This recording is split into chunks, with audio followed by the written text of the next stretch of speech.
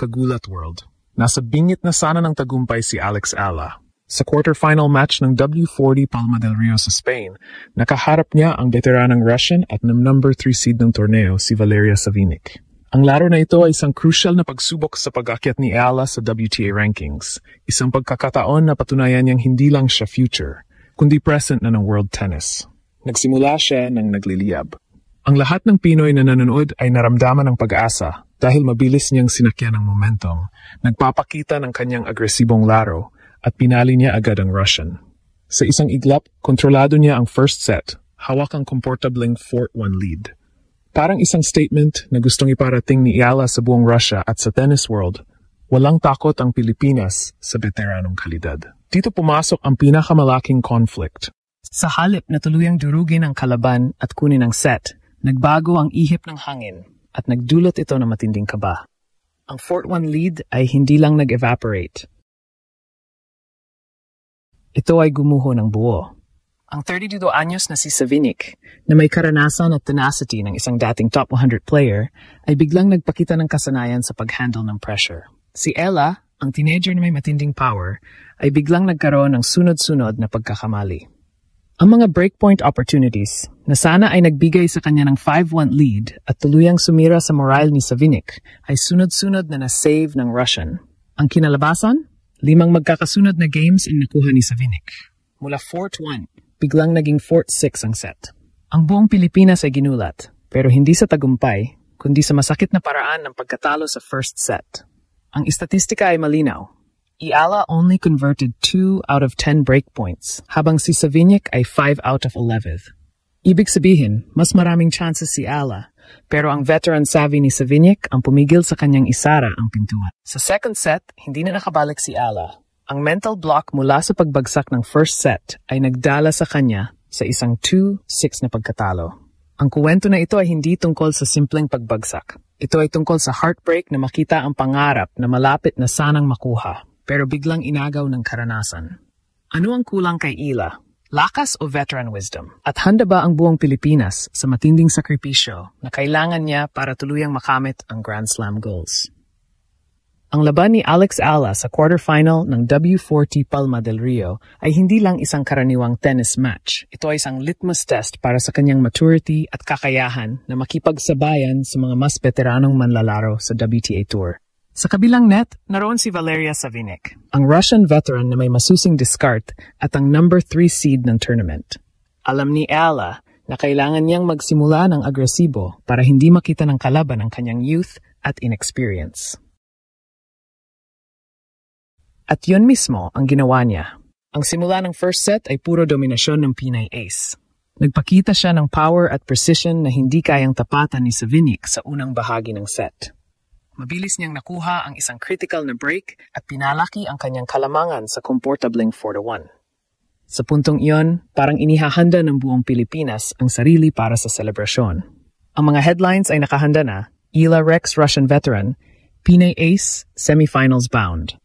Ang bawat nanonood ay naniwala na tuluyan na niyang idudurog ang Russian na tila nagpapakita na ng fatigue at frustration. Ito ang ginulat ang mundo moment na inaasahan sa simula. Ang pag-alsa ng isang teenager kontra sa karanasan.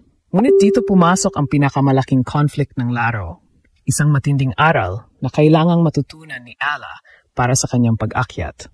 Ang veteranong si Savinik ay hindi sumuko. Sa 4-1, dahan-dahang nag-shift ang momentum, hindi dahil sa lakas ng Russian, kundi dahil sa kanyang veteran savvy.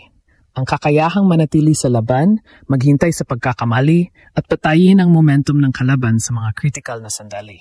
Nagsimula si Ala na mag-accumulate ng unforced errors.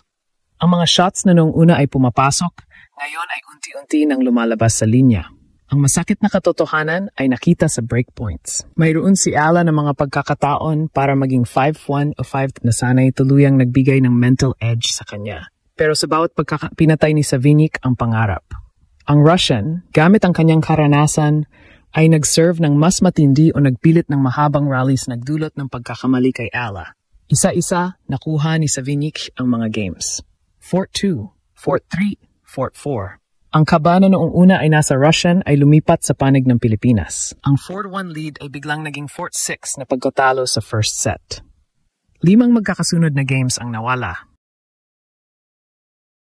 Isang mental collapse na nagbigay ng matinding aral. Ang WTA ay hindi nagpapatawad sa mga nasayang na pagkakataon. Ang pagbagsak na ito ay hindi lang pagkatalo sa isang set. Ito ay isang heartbreak na nagpapakita na kulang pa siya sa experience para isara ang laro. Ang pagbagsak mula sa 4-1 lead ay hindi lang isang simpleng pagkatalo sa first set. Ito ang naging sentro ng lahat ng sumunod na pangyayari sa laban. Sa mundo ng professional tennis, ang momentum ay parang isang delikadong sandata. At kapag ito ay naagaw sa iyo, napakahirap ng bawiin. Dito ipinakita ni Valeria Savinik, ang veteranang Russian, ang kanyang tunay na galing. Hindi ang lakas, kundi ang sikolohiya ng laro. Alam niyang ang kailangan lang niya ay manatiling matibay at hayaang ang youthfulness ni Alla ang maging sanhi ng pagkakamali. Ang istatistika ng laro ang nagbubunyag ng masakit na katotohanan. Tiningnan natin ang aspeto ng breakpoints. Ang mga pagkakataon kung saan pwedeng kunin ni Alla ang set o tuluyang sirain ang moral ng Russian. Nagkaroon si Alla ng 10 breakpoint opportunities sa buong laro, ngunit 2 lamang ang kanyang na-convert. Sa kabilang banda, si Savinik ay nagkaroon ng 11 pagkakataon at 5 beses niya itong napakinabangan. Ang malaking disparity na ito ay nagpapakita na sa mga critical na sandali, wala pang killer instinct o closing ability si Alla laban sa mga veteranong katulad ni Savinik. Ang bawat unforced error na ginawa ni Alla sa breakpoint ay parang isang tinik na lalong bumaon sa kanyang kumpiyansa. Ang mental block na ito ay tuluyang nagdala ng dark cloud sa kanyang laro pagdating sa second set. Ang second set ay nagmistulang aftershock ng malaking pagbagsak sa una. Ang 4-6 na pagkatalo ay nagbigay ng mental na edge kay Savinik, na ngayon ay naglalaro ng may kumpiyansa at mas agresibong atake. Alam na niya ang weakness ni Alla, ang pressure sa mga crunch time moments. Nagawa niyang panatilihing consistent ang kanyang laro, habang si Alla naman ay pilit na bumabawi, na nagresulta sa mas marami pang pagkakamali. Mabilis na nakakuha ng break si Savinik sa simula ng second set at hindi na niya binitawan pa. Ang mga power shots ni Alla ay tila nawala ng sting at ang kanyang footwork ay nagpakita ng kaunting bigat, senyales ng emosyonal at pisikal na pagod. Sa bandang huli, tuluyang inangkin ni Savinik ang second set sa score na 6-2 na nagtapos sa kampanya ni Alla sa quarterfinals. Ang laban na ito ay isang masakit na paala. Hindi sapat na mayroon kang potential. Kailangan mong matutunan ang science ng pag-isip at ang art ng pagtapos ng laro laban sa mga veterano. Na ang tanging sandata ay ang karanasan at ang kakayahang mag-capitalize sa weakness ng kalaban.